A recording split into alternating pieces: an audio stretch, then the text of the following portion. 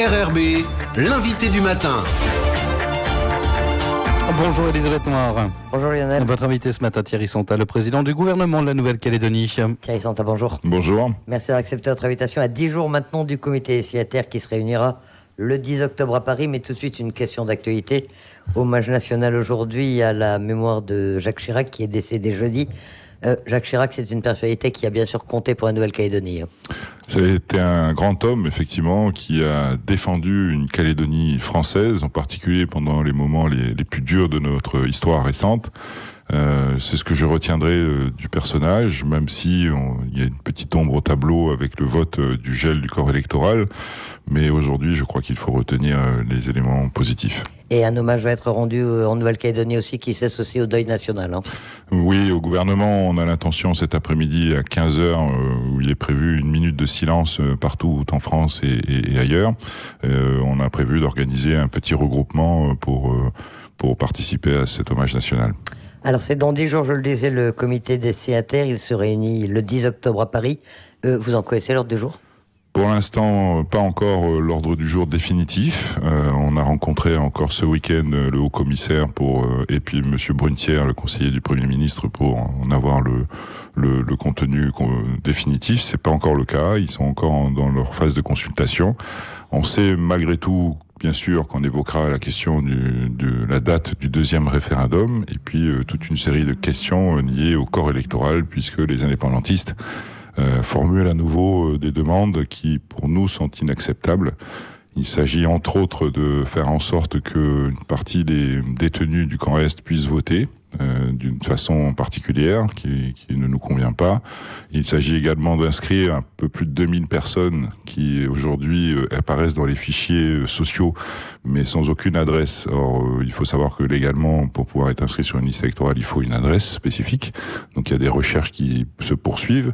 On n'arrive pas à déterminer définitivement si ce sont des personnes qui existent encore, pour être très clair ou pas. Et non, qu'il n'est pas question de modifier le corps électoral en inscrivant automatiquement donc toutes ces personnes. En gros, pour être rapide, nous, notre demande, elle est simple. Elle consiste à dire qu'il faut que les conditions du deuxième référendum soient exactement les mêmes que le premier référendum.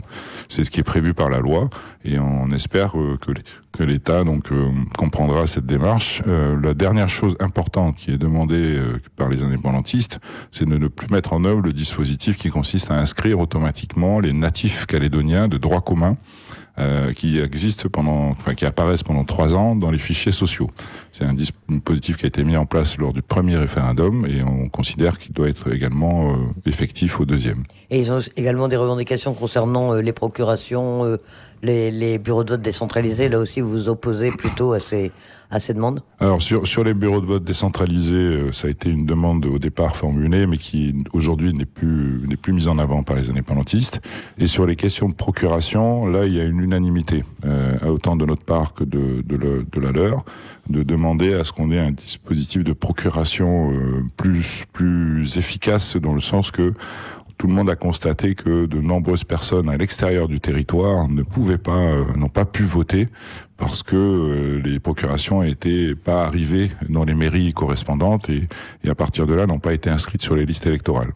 Là, on a demandé un système plus souple où des personnes qui vont mettre en œuvre une procuration puissent transmettre ensuite en parallèle la partie du mandataire à leur mandant, et avec cet élément-là, le mandant, en arrivant au bureau de vote, présentera donc ce petit morceau de papier, je sais pas comment, ce petit volet de la demande de procuration, et avec ça devrait pouvoir voter, même si la mairie n'a pas inscrit la procuration sur la liste électorale. Alors l'innovation, c'est qu'à la veille de ce comité signataire, il est prévu, à votre initiative, une séquence économique et sociale. De quoi est-ce qu'il s'agit exactement ? Effectivement, donc ça fait suite, je ne sais pas si les Calédoniens s'en souviennent, à la visite du Premier ministre le lendemain du premier référendum. qui lui-même avait mis en avant la nécessité de travailler sur les questions économiques et sociales en expliquant qu'elles avaient aussi une importance dans l'avenir institutionnel de la Nouvelle-Calédonie. Et je partage totalement cette réflexion, et à partir de là, donc j'ai souhaité organiser cette conférence économique et sociale en invitant donc le maximum de personnes représentatives de la société civile, en l'occurrence les chambres consulaires, bien sûr les organisations patronales, les organisations syndicales, le président du Conseil économique et social, le président de l'intercluster, puisqu'on a de nombreux clusters aujourd'hui en Nouvelle-Calédonie très efficaces, le président bien sûr du Sénat coutumier, les présidents des institutions provinciales, enfin toutes les personnes qui ont une action en matière économique en Nouvelle-Calédonie et bien sûr en lien avec des représentants de l'État qui participeront à cette séquence, qui je l'espère apporteront certaines réponses aux propositions qui seront formulées ou aux demandes qui seront formulées. L'idée étant que, à l'issue de cette conférence, un compte-rendu soit fait le lendemain au comité des signataires lui-même, où l'État, je l'espère, prendra certains engagements dans le sens de la relance économique calédonienne. Les partenaires économiques et sociaux ont vu ça de quel œil? Ils sont intéressés par cette séquence? Ils vont se déplacer à Paris? J'ai entendu de leur part, de certains d'entre eux, effectivement, une attente forte en la matière. Il y a un gros travail aujourd'hui qui est fait par Christopher Gigès, le membre du gouvernement chargé de l'économie, avec des conférences ici en Nouvelle-Calédonie.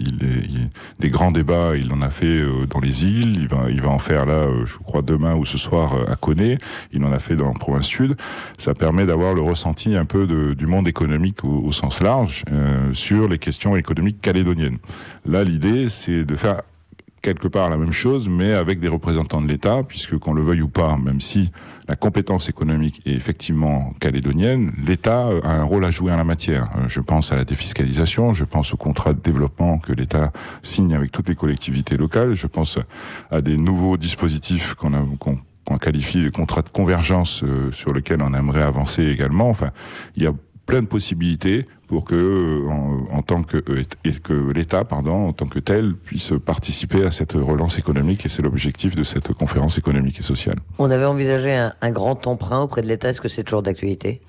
Ça fait partie des discussions encore. On essaye de faire en sorte que ce soit une démarche commune avec nos partenaires indépendantistes, pour que l'État soit attentif à cette proposition. Après, elle peut se formaliser de différentes manières. Elle peut se concrétiser, je le disais, donc par des modifications des contrats de développement déjà existants, par des nouveaux contrats de convergence à venir. Donc voilà, c'est tout l'objet des discussions qui vont se tenir à Paris la semaine prochaine. Et dans cette séquence, vous attendez des engagements précis de l'État à la veille du comité des signataires? Vous pensez qu'il va effectivement s'engager à aider la Nouvelle-Calédonie? On l'espère, c'est le but, c'est l'objectif, avec soit des engagements financiers bien entendu, mais aussi peut-être des engagements techniques, par des soutiens techniques, des engagements avec des groupes de travail qui peuvent être mis en place, des engagements au niveau bancaire, parce qu'il y a une vraie demande également des organismes bancaires et des entreprises vers les organismes bancaires. Enfin, il y a plein de domaines dans lesquels l'État peut aider la Nouvelle-Calédonie. Alors cette séquence doit se dérouler à la Maison de la Nouvelle-Calédonie. Je crois. Pourquoi la Maison de la Nouvelle-Calédonie? C'est symbolique. Je fais venir la plupart des acteurs calédoniens à Paris. On a une très belle Maison de la Nouvelle-Calédonie qui nous représente à Paris. Ça sera l'occasion pour le Premier ministre de visiter cette Maison de la Calédonie. J'ai appris qu'il n'avait pas encore eu l'occasion de le faire. Donc voilà, c'est aussi une manière symbolique d'inviter l'État à la Nouvelle-Calédonie, mais à Paris. On a l'impression que ces questions économiques et sociales sont vraiment déterminantes au début de cette mandature qui a débuté au mois de mai, là, maintenant. C'est des questions essentielles. L'avenir de la Nouvelle-Calédonie, aujourd'hui, s'appuie essentiellement sur une relance économique calédonienne. On a vécu des années difficiles en matière économique qui, je crois, participent à l'inquiétude aujourd'hui des Calédoniens concernant leur avenir, bien entendu amplifiée par l'épée de Damoclès des rencontres institutionnelles, des référendums qui sont devant nous. Tout cela fait que si on n'agit pas, si on n'essaye pas de mettre en œuvre des moyens pour redonner confiance aux Calédoniens, on va continuer à s'enfoncer progressivement économiquement. Et il faut absolument qu'on arrive à redonner cette confiance avec des mesures concrètes de relance économique pour que les gens puissent se projeter au-delà des référendums en question. Et parallèlement, travailler donc sur la question institutionnelle, ça sera l'objet des discussions à Paris dans le cadre du comité des signataires, pour créer les conditions qui permettent aux entrepreneurs d'envisager l'avenir dans des dispositions les plus favorables. Et aux Calédoniens, puisque tout est lié, il n'y a pas que l'investissement qui fait marcher l'économie, c'est aussi la consommation des Calédoniens. Il faut que les Calédoniens aient confiance en leur avenir pour continuer à consommer, à eux-mêmes investir dans des projets immobiliers, enfin toutes les mesures qui permettent à l'économie calédonienne d'être relancée et de créer des emplois. Et là, on rentre dans un cercle vertueux et non pas vicieux comme on est aujourd'hui. Et votre gouvernement, de son côté, il en est où dans son projet d'abord de budget supplémentaire ? Alors, le budget supplémentaire, je l'espère, sera voté demain matin. Il sera en tout cas présenté au gouvernement demain matin. On a eu plusieurs réunions les 15 derniers jours, au cours desquelles il me semble qu'un équilibre a été trouvé entre les demandes formulées par les uns et les autres, et puis les contraintes dans lesquelles nous sommes aujourd'hui, contraintes financières, économiques que je viens d'exposer. Donc, avec tous ces éléments-là, des discussions ont permis, malgré tout, d'aboutir à un équilibre qui, je l'espère, sera formalisé par un vote au moins majoritaire, sinon unanime, demain matin. On saura ça demain. Donc en attendant, il y a aussi la préparation du budget primitif, j'imagine. Vous avez déjà lancé les pistes. Mais la note de cadrage, c'est comme ça que ça s'appelle, a été envoyée donc aux différentes directions de la Nouvelle-Calédonie pour qu'elles commencent à réfléchir donc sur ce budget primitif de l'année prochaine. Et ensuite, bien sûr, des discussions se tiendront entre le membre du gouvernement chargé du budget, Monsieur Le Courrieux, et tous les autres membres du gouvernement chargés des différents secteurs, avec les directions concernées pour essayer de mettre en œuvre le budget primitif de l'année prochaine. Et la préparation des lois de relance et de la loi de programmation fiscale, ça avance là aussi, ça se fait au travers du grand débat notamment. C'est complètement dans le cadre du grand débat mené aujourd'hui par Christopher Gigès. Je sais qu'il a bien avancé déjà sur la loi de relance économique, grâce aux éléments qui sont remontés de ces différents débats. Et il travaille également avec son cabinet et les directions de la Nouvelle-Calédonie sur cette loi de programmation fiscale, qui elle se fera peut-être dans un deuxième temps. Ça sera d'abord la loi de relance économique et rapidement derrière la loi de programmation fiscale pour envisager donc l'évolution de notre fiscalité sur la mandature restante. Alors, autre gros sujet économique, la réglementation des marges et des prix. Elle prend fin aujourd'hui, fin septembre. Quel est le dispositif qui est prévu pour en sortir ? Donc, en la matière, pour éviter une possibilité d'inflation à l'issue donc de cette restriction des marges et des prix qui s'arrête aujourd'hui, Christopher Gigès a envisagé un bouclier qualité-prix. C'est un dispositif qui a déjà été mis en place dans les autres départements d'outre-mer, qui en définitive consiste à définir un panier de produits de première nécessité avec un montant maximum du panier. Et ça laisse aux opérateurs ensuite économiques la possibilité de faire varier les prix en fonction des différents produits qui constituent ce panier de produits. C'est un dispositif qui a fait ses preuves, même Madame la Présidente de l'Autorité de la Concurrence le confirme dans le journal d'aujourd'hui. C'est une manière d'obliger les opérateurs par des conventions également entre eux de limiter l'impact de l'inflation, en particulier sur les produits des premières nécessités. Ça doit éviter le dérapage des prix avec la levée de la réglementation. Vous pensez qu'effectivement on va arriver à contenir la hausse des prix en Nouvelle-Calédonie ? En tout cas, c'est l'objectif que nous nous sommes fixés, et je le répète, avec quand même des produits ciblés qui concernent les besoins premiers des Calédoniens.